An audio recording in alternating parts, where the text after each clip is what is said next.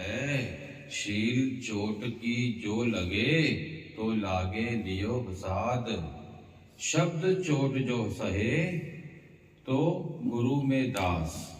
कोई शब्द बोलता है, उस समय श्वास भी नहीं उठता है। जब शब्द बहुत सह जाते हैं, तो बीमारी भी नहीं लगती, दुख भी कोई आता ही नहीं है। पता नहीं कितने वो कर्म काट लेता है।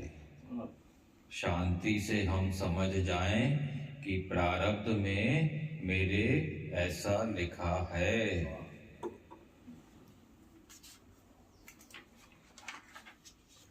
और जब ही प्रारब्ध खत्म होगी, तो कोई एक शब्द नहीं बोल सकता है, कोई अपमान नहीं कर सकेगा। जब ही रामचंद्र के दिन खत्म हुए, तो 14 साल के बाद राज्य में आया। समय पे आपे ही भगवान हमको छुड़ाएगा। तेरी लीला है ना, तेरे हुक्म से हो रहा है, ऐसे करके लेट गो कर दें। याद ही नहीं करें, उस मनुष्य की औरा में जाएं ही नहीं जो ऐसा करें। या हमसे गलत चलता है, उसकी औरा में जाएं ही नहीं।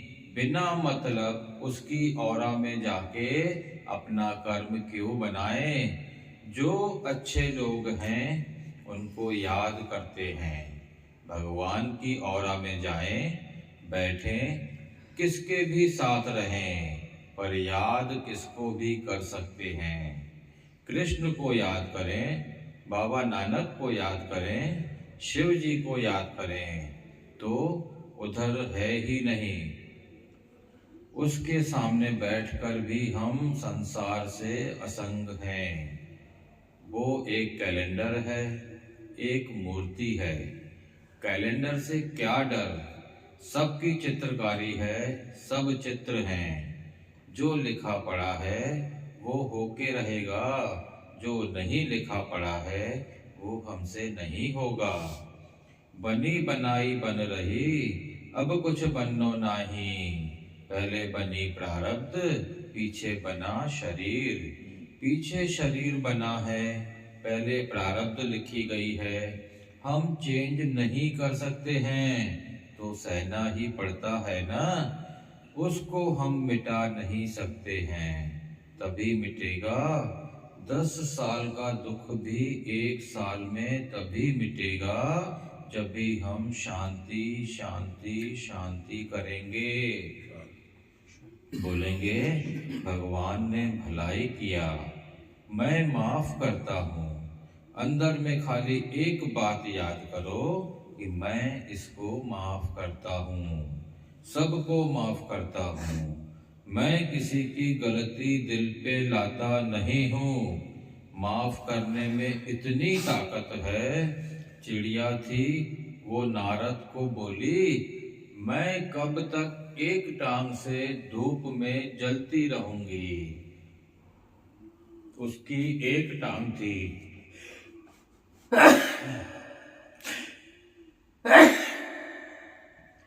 एक टांग नहीं थी। उसने सोचा, मैं शुक्राना लिखती हूँ।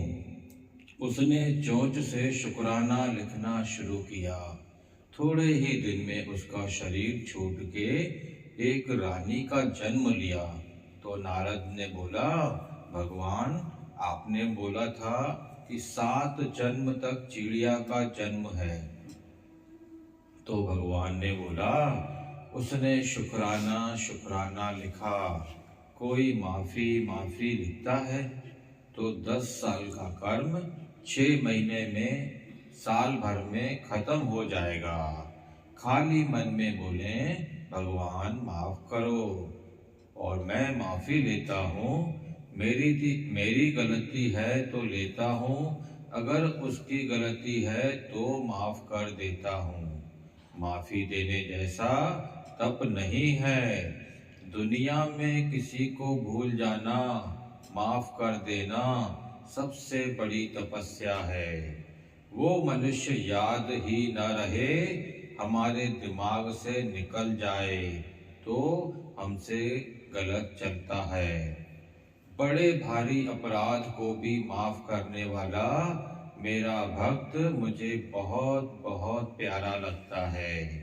जो मनुष्य सब भूतों में द्वेष भाव से रहित है, इसलिए उसको द्वेष भाव नहीं आता है। किसी ने पैसा खाया, किसी ने पीछे से अपमान किया, बहुत बुरी तरह से लोग चलते हैं। ये संसार ही ऐसा है। खुद खाली जिएंगे, मैं जीऊं, तुम झुकते चलो, तुम मरो, तुमको जीने का हक नहीं है। ऐसा भी होता है, ऐसा भी होता है। कैकेयी बोलती है, मेरा बेटा राजा बने और तुम अयोध्या में भी नहीं रहो। सौतेली माँ ने ऐसी सजा दिया ना, राम सीधा जंगल जाए। दुर्योधन बोलता है, मैं पूरा राज करूं, अर्जुन को 5 इंच जमीन भी नहीं दूं। एक फैमिली के थे तो दुनिया में आदि से ऐसा होता आया है। फिर परमात्मा को दया आती है तो परमात्मा हमको पहले से भी ज्यादा देता है।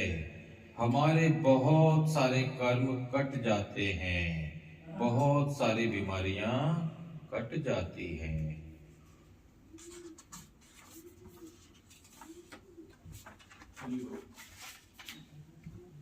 माया लेके खुद हमको मिल जाता है, परमात्मा का दर्शन मिल जाता है, आनंद मिल जाता है, मन की शांति मिल जाती है। ये अच्छा होता है, वो अच्छा होता है, हेल्थ अच्छा हो जाता है। तो पॉजिटिव देखना है कि भगवान ने जो किया है मेरे से बहुत बहुत अच्छा किया है। जो प्रकृति में मुझे बेइंसाफी दिखती है, पर वो भगवान की हमारे ऊपर कृपा है। भगवान का हमारे ऊपर दया का हाथ है। तुम करो भला, हम भलो न जाने। हरि ओम, हरि ओम, हरि ओम।